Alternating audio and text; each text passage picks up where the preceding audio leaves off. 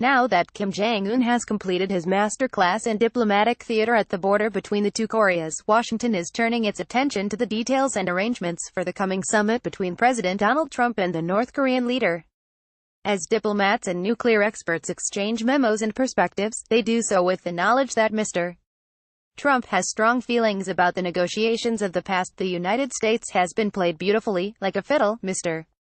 Trump said, because you had a different kind of leader. That presidential remark has a historical significance far broader than his views on the spring summit with the Asian rival who calls himself the Supreme Leader. It hints at Mr. Trump's view of himself and the office he holds, and it bespeaks an unusual but unavoidable truth that germinated during the 2016 presidential campaign, became apparent in his first year in office, and now has come into full flower. Story continues below. Advertisement. Mr. Trump is different from his presidential predecessors in an important, elemental way. He is determined, unlike them, to be different from his presidential predecessors.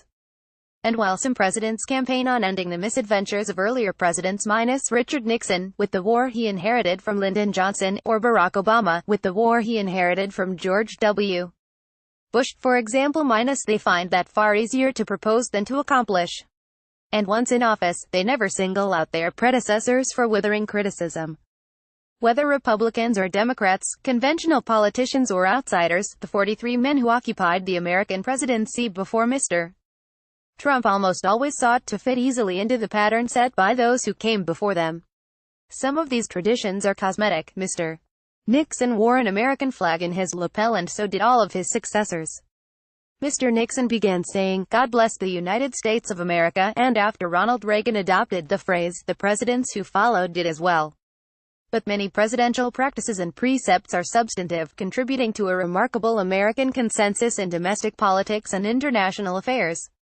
In the years after the Second World War, American presidents generally accepted three fundamental outlooks. They sought an internationalist, and sometimes interventionist, profile for the country, supported civil rights, and promoted international trade. Mr. Trump has not emphasized any of those elements. He has opposed some, especially international trade, and has opened wounds on others, including civil rights. Unlike his predecessors, Mr. Trump has criticized earlier presidents, especially Mr. Obama. Such criticism of presidential predecessors is unheard of. Instead, presidents generally treat their predecessors with enormous respect, often, as John F. Kennedy did with both Dwight Eisenhower and Harry Truman, seeking their counsel at moments of crisis. Story continues below. Advertisement. Mr. Trump's self-confidence, his disregard for his predecessors, and his sense of independence make it difficult to imagine he would consult any of the 5 living American former chief executives on any topic. The 4 recent presidents who went to the White House from governors' mansions and who, as with Mr. Trump, had no experience in Washington or in world affairs, minus Jimmy Carter, Ronald Reagan, Bill Clinton, and George W. Bush, minus, generally adopted the prevailing American consensus on domestic and international issues. Mr. Trump has deliberately challenged that establishment consensus and often has held it in contempt. Some of that contempt reflects his supporters' impatience with establishment political figures and with long-standing political practices.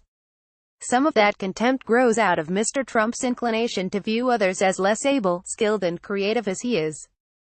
Some of that contempt is simply the president's effort to defy convention, in part because it was his defiance of conventions that won him political attention and then, after a bruising nomination and general election campaign, the presidency.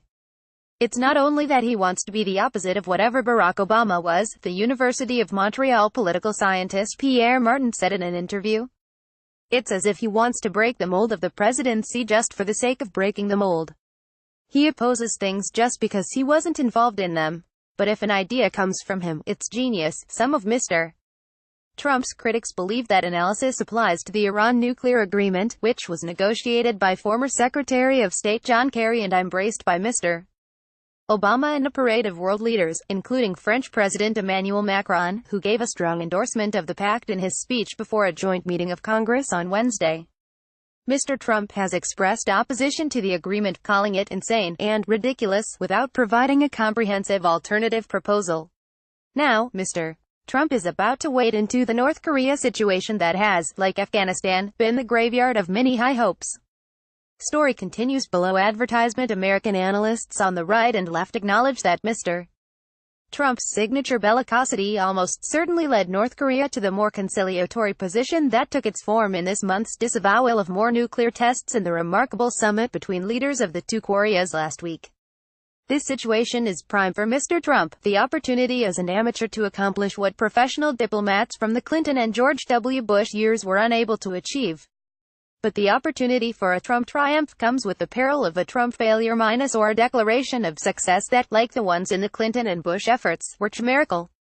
The first agreement fell apart after North Korea began developing ballistic missile capability and employing enriched uranium in nuclear tests, the second after the country was found laundering money. Mr. Trump won a landmark tax cut, but most of his efforts as president have been at overturning nostrums that governed American politics for generations or that repealed initiatives, such as NAFTA, the Paris Climate Pact, the Trans-Pacific Partnership, Obamacare. He wants to be provocative and different, which he had to do to be elected president, said M. Elizabeth Sanders, a Cornell University specialist on the presidency. But because he is different from everyone else, he doesn't have to be judged the way other presidents are judged. It's a perfect rubric for him.